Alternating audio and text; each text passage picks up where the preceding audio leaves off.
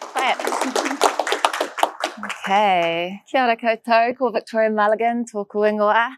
Lovely to see you all here. You have me for, I think, the next 30 minutes, 45 minutes? Okay.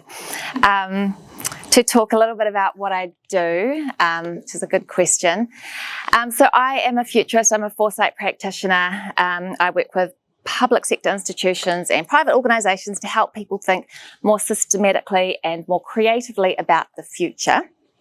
But I also have a special interest in networks and specifically foresight networks, so how we work together to affect change. So we're going to be talking a bit about that, and we're going to be talking a bit about the long term. But I want to start with a quick quiz about something that is happening in the short term because it's Friday afternoon and I think that quizzes are nice. So, good? Happy with that? Okay. So, every year in December, the Oxford University Press releases a word of the year. The idea is that the word is capturing the mindset, the moods, the defining ideas, the vibe of the previous 12 months. So previous words, 2013 we had, you can test me now, 2013 was selfie, 2016 was Brexit time, that was post-truth, 2019 was climate emergency, controversial because 2 words, and last year, also feel like they went rogue with brain rot. So, my question for you is, what do you think, what's your bet on the word of the year for 2025? Tariff. Oh, it's a good guess. No, but thank you for playing. So have you gone to the future and found out? No, I should have said that. So, The Guardian. There was an article in The Guardian who said, what the article said, there is a front runner emerging. So you stepped up, you were well ahead of me. There is a front runner emerging for the word of the year for 2025, according to The Guardian newspaper. That helps set the scene? Yeah. Good. Yes. You got it? What's that? You can go again, as many as you like. Kleptocracy. Oh, that's a good guess, but... Given it's The Guardian. No, given it's The Guardian. There's one administration being thieves, corporate thieves. Yes, it's true. I hear you. Danger, no. Doge. Oh, good. You say Doge? Yeah, D-O-G-E. Okay, yeah. I've not heard Doge. Doge, I hear. Doge. Department of getting everything. Getting everything. Any other? No, but you're all on the right track. We could go on for the next 45 like this. What's the word of the year? I've got another guess. Huh? Hallucination. No. I had heard, sorry. Intelligence. Are you looking at me or did you? No, you. Sorry, I was looking at you. I had heard that enshittification was Oh, I heard that for another word of the year, but not for the Oxford. They're much classier than that. Manosphere. No. So manosphere is like the man atmosphere, and it's basically where the resurgence of misogyny now is powerful enough to undermine democracy, like Roe v. Wade. It's enough to affect legislation, and it's creating more power for different online platforms. So that's the manosphere. It's actually documented by the UN. Yeah, I hear you. Yeah. We need our own word of the year. Democracy. Post-democracy. That would be a good one. These are a lot of guesses. These are more guesses than I usually get, and I'm into it. But no. The word is uncertainty. But are you surprised now that you know what it is? It's already a new word. It's not a new word. It's the word of the year. And I after I read the piece, I had a look around, and sure enough, you can look at pieces all around the world, publications from wherever, across industries, across sectors. Is that my cup of tea? No, it's gone. And uncertainty is just bubbling to the surface. And I don't know about you, but I feel it every day when I'm working with clients as well. Every board paper, every report starts with some sort of scene setting around uncertainty. And so what I want to talk a little bit about today is how we might be able to navigate some of that uncertainty better. because I have an interest in networks, I think that through networks, we can start to navigate with a little bit more foresight, I guess. Now, I should say that I have been spending the last 2 years talking about networks. And my dear colleague Jade at the back must have heard this networks presentation about 1 million times. And so today I'm going to you're a great cheerleader. Today I'm changing a little bit the angle of how I talk about networks and why I think they're important, and the role that they play. However, you guys are the first time that I have tried out this different angle, so you're going to have to bear with me. I hope it makes sense. If it doesn't, you may feed back, sort of. So, okay, when I think about it, I think back over the projects that I've been involved with over the last couple of years, particularly in foresight. There's a theme, there's a pattern that continues to emerge, and that's the significance of an organisation's connective tissue. So when I say that, I mean the informal relationships, the back channels, the small acts of trust that makes formal systems work. And so most of our organisations are built around visible structures, roles, workflows, metrics, KPIs, and those things I think are all very, very important. They matter. But when it's an uncertain environment, when the ground is shifting beneath you, when we're seeing organisations facing massive policy shifts, massive tech shifts, it's not the structure that saves them, it's the glue. It's the glue between them. So what I'm learning is that in order to adapt to emerging futures, we need something more than just formal structures. It's the informal, invisible glue, the trusted relationships, the shared understandings, the mutual commitments that let people pivot when conditions change.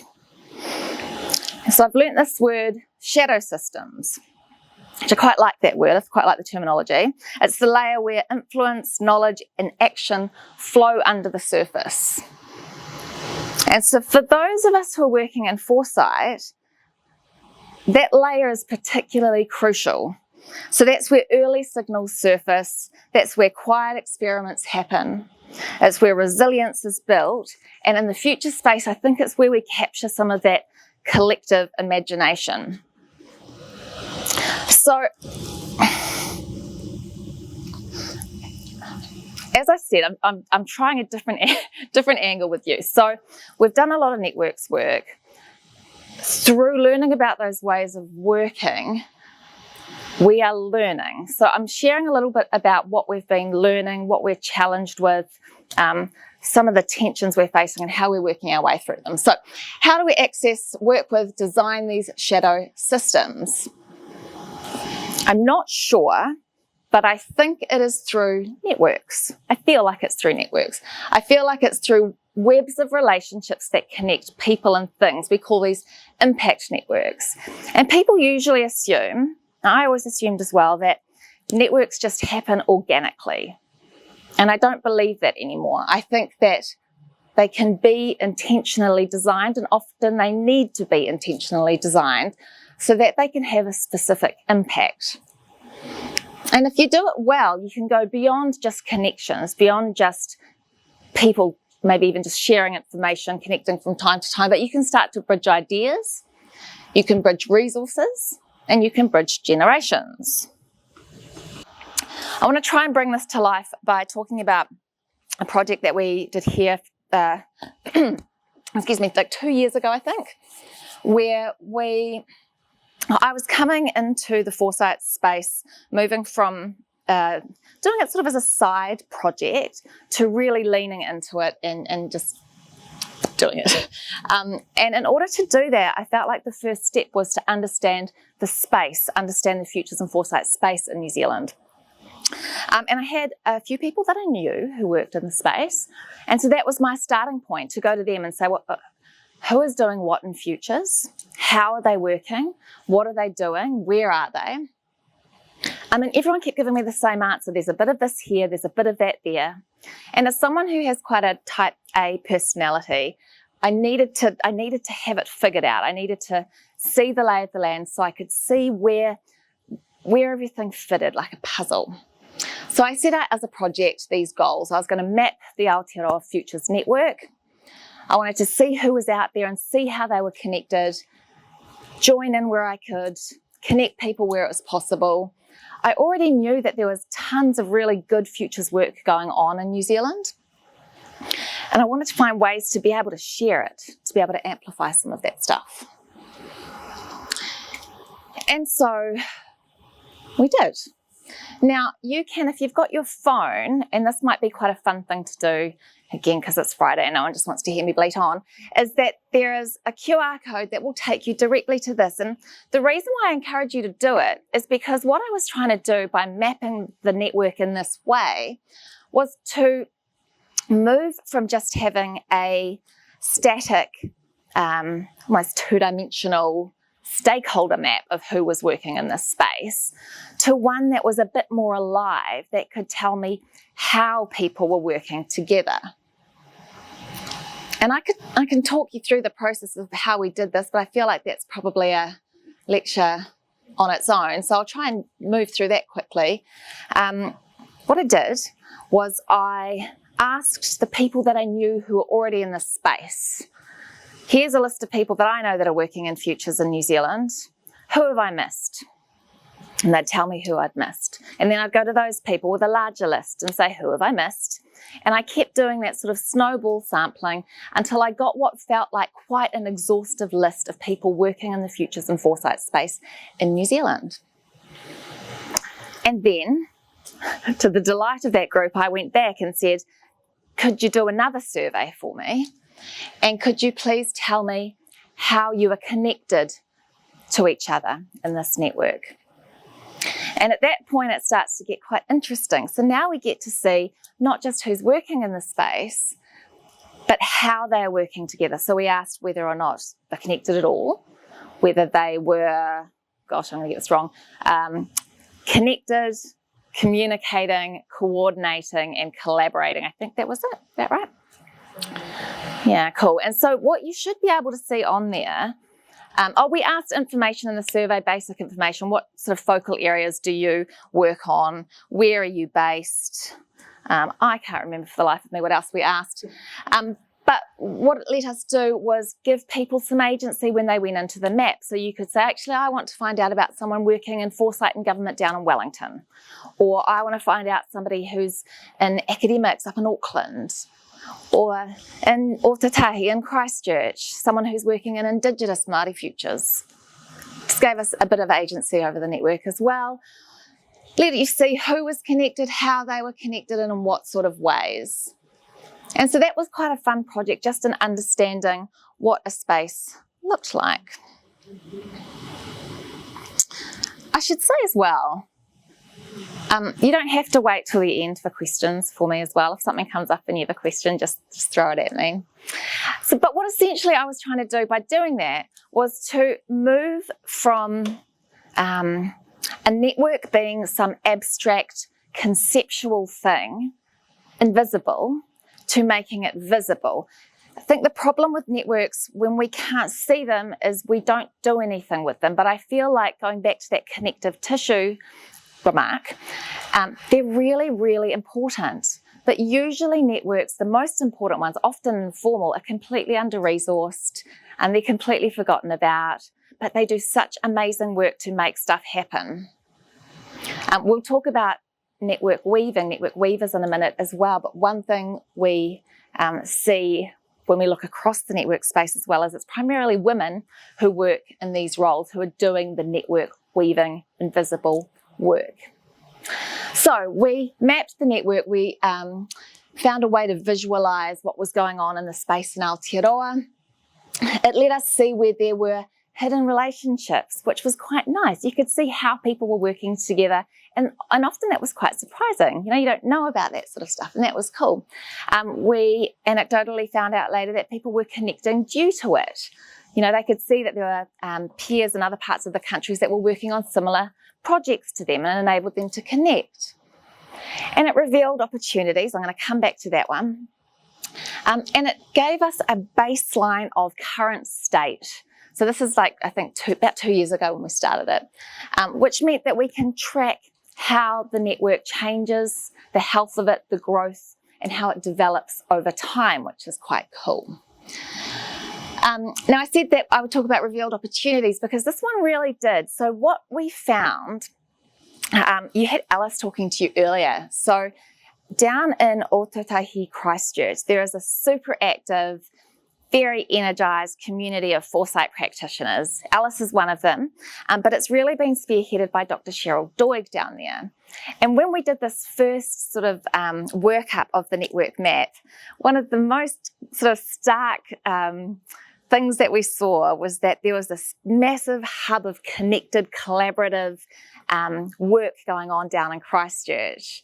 And then we would look at Auckland, this big city, and it was super sparse, very weakly connected, if at all.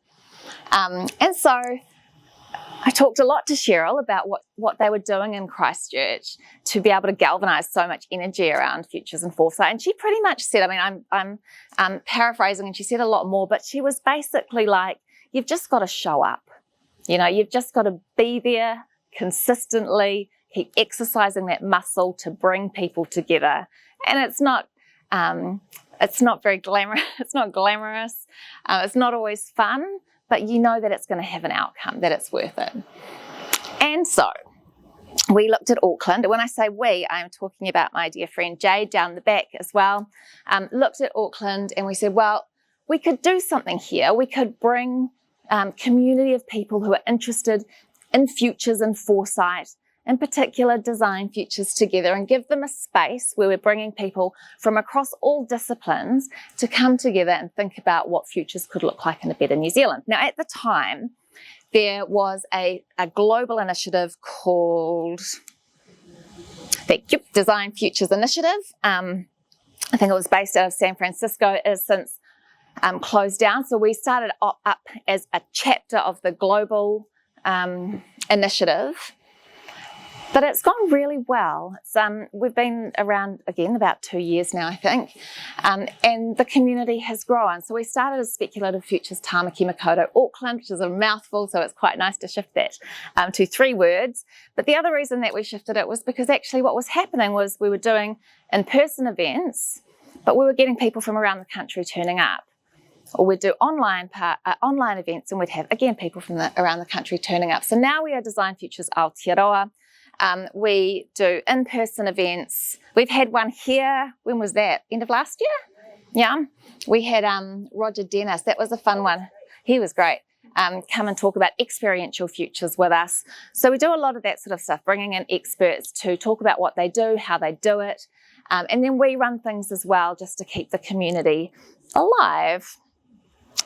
And that is essentially what we do. So we're building a community of practice. We're embedding Te Ao Māori into futures thinking. We explore, co-create, we imagine multiple futures. Importantly, we're creating brave spaces. So what we kept hearing, I should touch on that as well. What we kept hearing was actually there's not often always safe or brave spaces to think about this sort of stuff.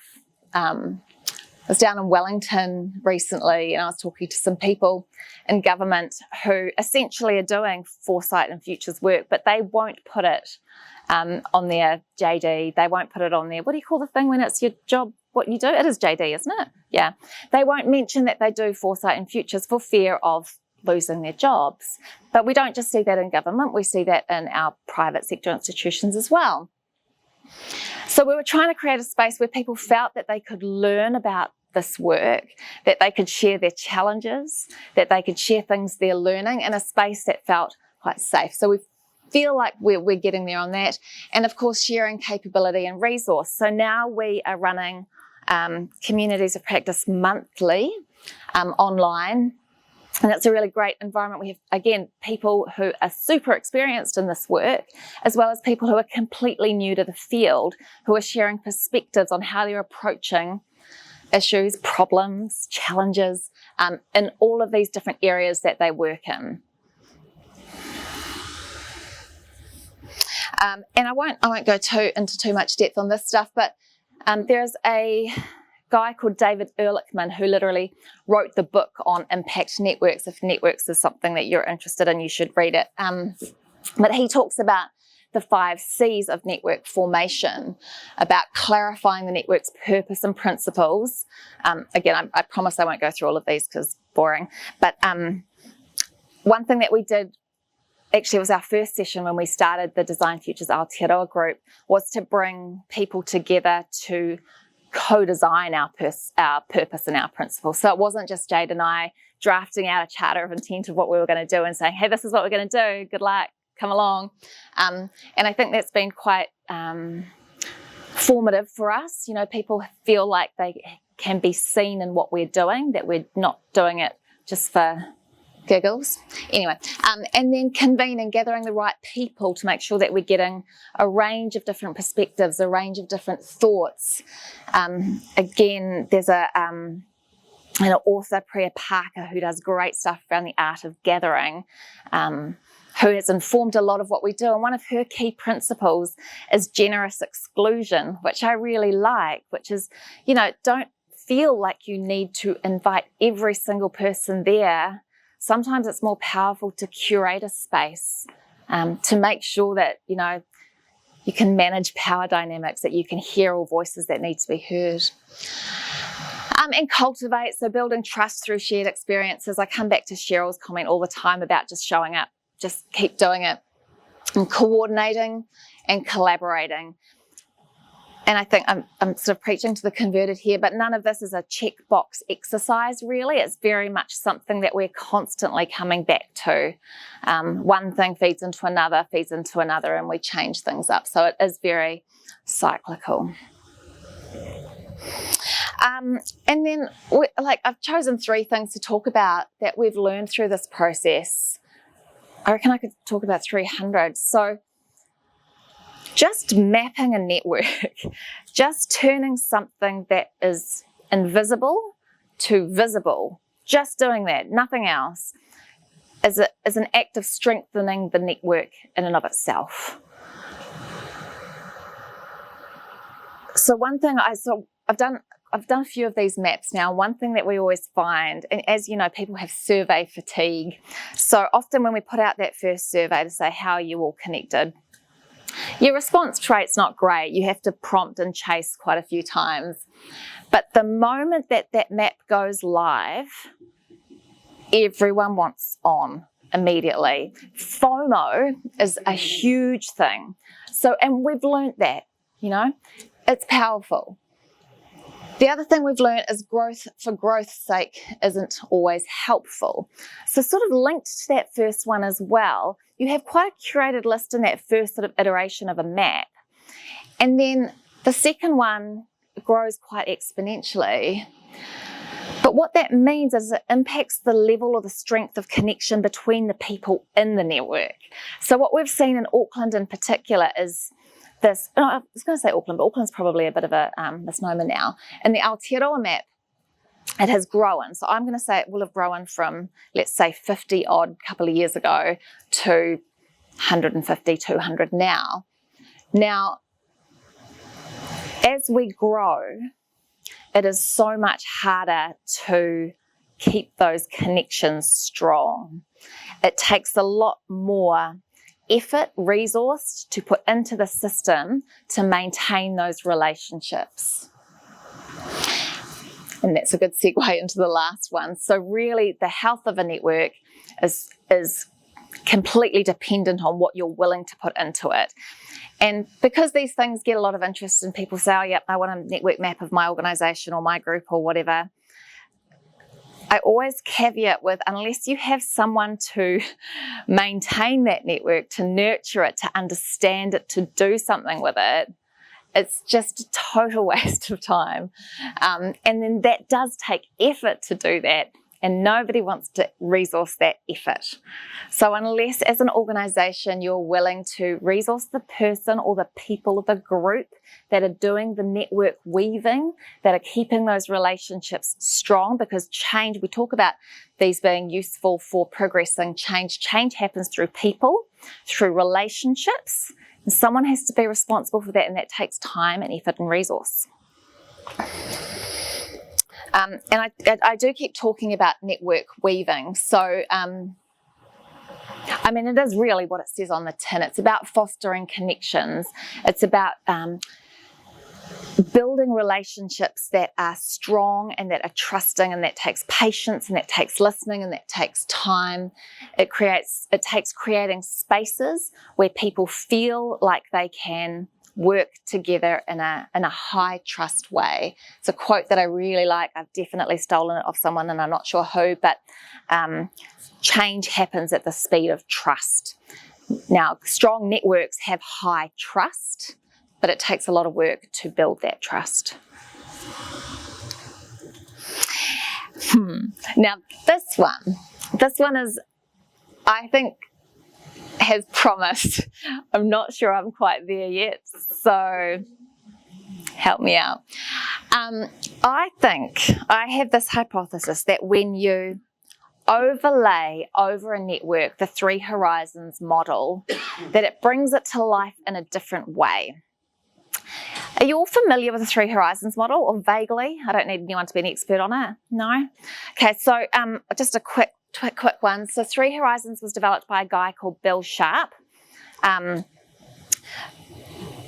He's a lovely man. So if you're interested in this, there is an episode on the Futures Workshop podcast. I feel like I'm plugging my podcast. But he talks really beautifully about it. I don't talk beautifully about it, so this will be a bit clunky. But there are three horizons. The first horizon is really now. It's what's happening now. That peels off over time. Horizon 3 over here. This is the future. This is what's coming. But in order to get to Horizon 3, we have to move through a transition zone, Horizon 2. So initiatives that happen in Horizon 2 can be positive or negative. They can be innovations, initiatives that draw us back to Horizon 1, or they push us forward to Horizon 3. So in futures, you're always sort of looking to nurture and foster those initiatives or those innovations that are happening in H2 positive. However, I have, you can tell I'm clunky on this.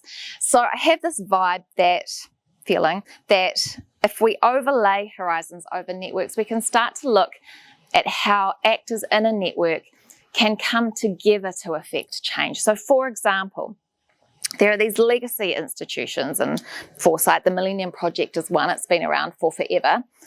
And then we have these next-gen foresight practitioners coming through. Alice was here before, but she is one of them. But these next generation of people who are thinking about the future here. And I want to find ways to make sure that we are recognising both of those groups in a network map. One of the challenges with the way that we have networked is people tend to gravitate toward that network if they can see themselves in it. So if you are a young person and you look at our Aotearoa futures map, you might go, oh no, this is just people who've worked in the space for like 20 years, it's not me. And that is a problem. And I'm trying to figure out a way to get away from them. And I think this might be it. If we can recognise who our next gen people are and who our legacy foresight people are, then we can start to look at what's going on in this transition 2 zone, in Horizon 2, sorry. The reason is because our younger generations, again, this is all theory right now, more attuned maybe to seeds of change. I think they're far more digitally fluent, way more than me anyway. Future focused. Our older generations, they hold with them this historical insight, historical contextual wisdom, institutional memory. We need both of those things. But what I do think is useful to know, I feel like you probably all know this already, but go where the energy is, right? So go where the energy is and amplify what works, because there is always great stuff out there. It's just finding it. If I take you back to the horizons, the 3 horizons, we talk about pockets of future in the present. Same sort of thing here. There's really cool stuff happening. Go there, figure out what it is, figure out why it works, amplify it if you need to. Provide space. Again, there seems to be so little space for people to imagine at the moment. I work lots with private sector clients, and it's one thing that I hear again and again and again, that they just don't have space to do any sort of thinking that is not reactive. And if they did, when cost-cutting exercises happen, that's the space that goes. So if we can create those spaces, the better. Recognise those back-channel conversations drive progress. I must say that so often that people just get tired of hearing that sentence, but it's true. Those relationships, the trusted relationships, is where change happens. Allow them to happen and reward them. I've got that down the bottom. Reward them, offer air cover for them. The air cover is an interesting one. I often talk to leaders about that. When they get it, provide air cover for the people trying to do some of that informal stuff in organisations and institutions.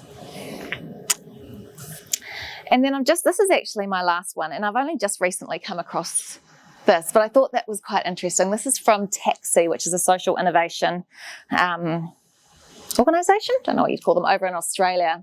And they're doing a bit of work in this space as well, and I thought this was just a really nice visual to end on, because often it's hard to sort of get how these sort of networks might be different to just a standard conventional network. Think of impact networks as having more of a systems focus, more of an eco mindset as opposed to an ego mindset, more flexible structure, active methods of learning. When I think about the work that Jade and I are doing with Design Futures Aotearoa, this one I think has probably been our sort of strongest. Every single event that we have in person or online, the next one is different just based on feedback. And because we have such a strong community that we're working with now, everyone feels pretty safe to give feedback. I laugh, but anyway. So it's good. And then I think this one is quite interesting as well, you know, aligned independent action in the right direction as opposed to everyone taking collective action in one way. So I will end there. Thank you for your ears on a Friday afternoon. Thank you.